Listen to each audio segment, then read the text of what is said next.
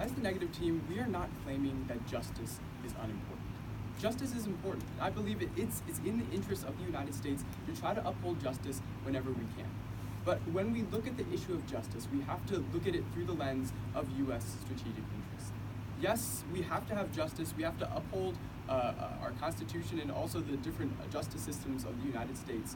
But if it's against the security interests of the United States, we should not give justice to terrorists. So in this speech, I'm going to look at the different issues with the affirmative team's plan, show how the advantages are actually not too significant, showing the differences between military commissions and federal courts, and how while military commissions may not always be superior to federal courts, they should at least be an option. So first, let's look at the two advantages that the affirmative team had in this speech. First is that there's going to be due time. Now, my response to this is simply that the reason why many terrorists are held so long in Guantanamo Bay is because of the nature of the cases. These cases are related to the largest cases in the world, which revolve around 9/11. According to Jack Goldman, a senior fellow for the Hoover Institution, on June 10 of 2013, quote, "Moreover, the main action in commissions is the two largest criminal investigations in U.S. history, the 9/11 attacks and the Cole bombings. These are huge, in many respects, unprecedented cases of enormous complexity that would have taken a long time to prosecute in any court." Just because military commissions are taking a long time to prosecute these terrorists doesn't mean that they're somehow unjust. It's just evidence that the complexity of the cases which they revolve around is very high. And so what we see is that this is not evidence that the military commissions are unjust. But also, just because we know that there are only 8 people convicted in military commissions doesn't mean that this is somehow evidence of injustice. Because we don't know the exact number of people who've been tried in military commissions, the affirmative team has not showed that this is a significant infringement on justice and efficiency. Now, their second subpoint under Advantage 1 was due punishment. And basically, my response to this is that just because there are different convictions that you can have in a federal court, that does not mean that somehow there's less due punishment in military commissions. The affirmative team simply said that because you can charge people with over 4,000 things in federal courts and you can only charge people with 32 things in military commissions, then that's somehow a lack of justice. But my response to this is that simply by the nature of the people who military commissions are trying, we should expect to see fewer charges that are possible. International terrorists there aren't as many convictions for international terrorists or charges that you can pose to them as with normal citizens of the United States. And so again, this is not evidence that there isn't due punishment in military commissions. Now I'm going to get into a very interesting point with the affirmative team's case. Now, the negative team is not saying that military commissions are always good. We are simply taking the reasonable stance. Military commissions are sometimes good, federal courts are sometimes good. This is the current system.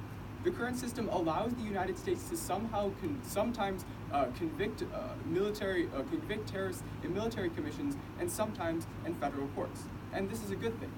According to Robert Kasny on February 26, 2018, quote, "None of this is to say that commissions should be abolished as to all circumstances and for all time.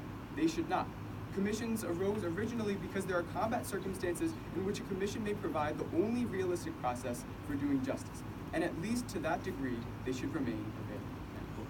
Military commissions are sometimes better than federal courts, and even if they're sometimes better in some instances, this is evidence that they should at least be an option.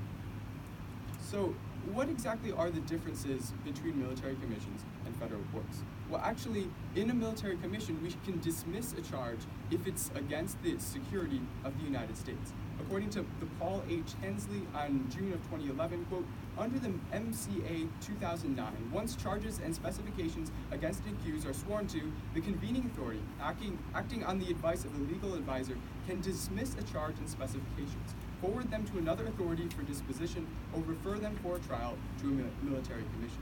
A charge should be dismissed if it fails to state a covered offense, when a harm to national security may result, or when there is lack of evidence to support the charge and meets the probable cause standard of proof. There is no comparable view of filed charges in U.S. district courts." End quote. What we see here is a distinct difference between military commissions and federal courts. In military commissions, when the charge of the terrorist may harm U.S. national security, we can dismiss that charge. But in federal courts, we cannot. This is a direct harm to U.S. national security, which is the goal which the negative team wishes to uphold in today's debate round.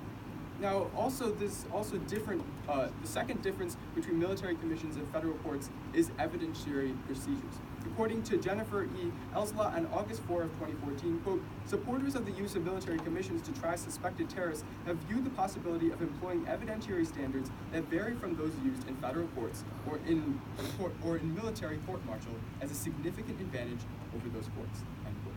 What exactly are these differences? Well, firstly, according to Paul H. Hensley, there's differences in the rules of evidence. Quote, the rules of evidence in military commissions are similar to those in federal courts, criminal courts, but are not as comprehensive. The rules for hearsay evidence are less restrictive than those in federal courts. Hearsay that would not be admissible in a federal court may be admitted in a military commission trial, end quote. So hearsay is one of those evidentiary procedures that are different.